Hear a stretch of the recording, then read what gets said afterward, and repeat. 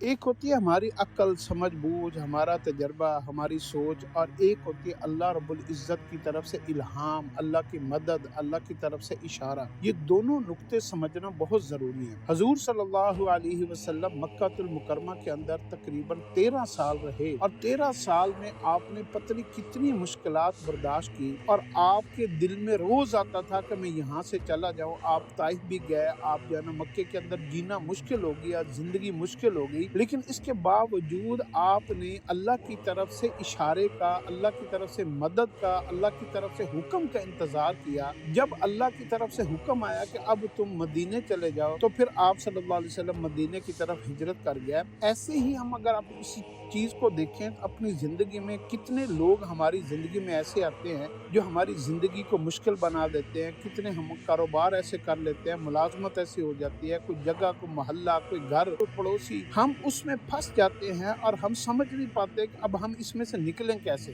تو ہم جب اللہ کی مدد کو چھوڑ کر اور اپنی عقل کو بنیاد بنا کر کہ میں تجربہ کار ہوں، میرا جیسا کوئی سمجھدار بندہ نہیں ہے، میں یہ کر لیتا ہوں، میں وہ کر لیتا ہوں، میں ایسا کر لوں گا، میں ویسا کر لوں گا، تو آج جو جیلیں، حوالات اور جو تھانے اور کچہریاں اور یہ جو بھرے پڑے ہیں نا، یہ انسان جب بھی اللہ کی طرف سے مدد کے بغیر اپنی عقل کو استعمال کر کے اور اپنے فیصلے خود اپنے ہاتھوں میں لیتا ہے نا، اور اس کو سمجھتا ہے کہ مجھے شعور آ گیا ہے، میں میچور ہو گیا ہوں، میں سمجھدار ہو گیا ہوں، میں بڑا ذہین ہو گیا ہوں، میرے پاس بڑے اختیارات آ گئے، تو یہ انسان غلط فیصلے کرتا ہے، اور غلط فیصلوں میں یہ مزید اس مسئلے میں سے نکلنے کی بجائے دلدل میں پھنس جاتا ہے۔ لہٰذا آپ کے اوپر کبھی بھی کسی جگہ پر جینا مشکل ہو جائے، کوئی کسی غلط رشتے میں آپ مبتلا ہو جائیں، آپ کا تعلق کچھ غلط لوگوں سے بن جائے، اور آپ ایسی دلدل میں، ایسے جال میں پھنس جائیں، ایسے جرم میں پھنس جائیں، ایسی یعنی خطرناک لوگوں میں پھنس جائیں، اور وہاں سے نکلنے کا کوئی راستہ نظر نہ آئے، تو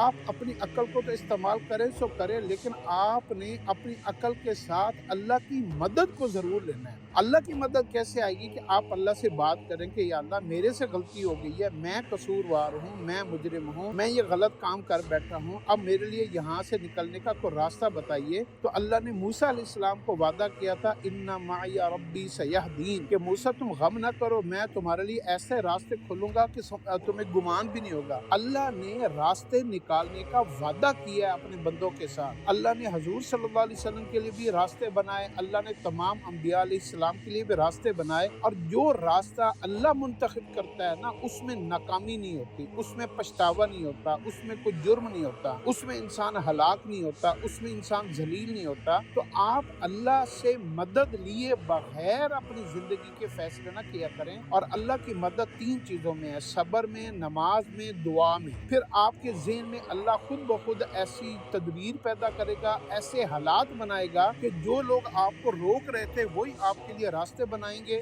جو لوگ آپ کو پریشان کر رہے تھے وہی آپ کی راحت کا ذریعہ بنیں گے۔ راستے آپ کے لیے خود بخود کھلتے جائیں گے، جہاں جہاں راستے بند تھے نا، وہاں سے کئی راستے آپ کے لیے نکلیں گے۔ تو اکیلا عقل کل اپنے آپ کو سمجھنا بے وقوفی ہے۔ اللہ کو ساتھ لینا دین اسلام کا مقصد یہی ہے کہ انسان گمراہ نہ ہو، پریشان نہ ہو۔ تو اللہ کو ساتھ لے کر چلنے کی زندگی کی عادت بنائیں۔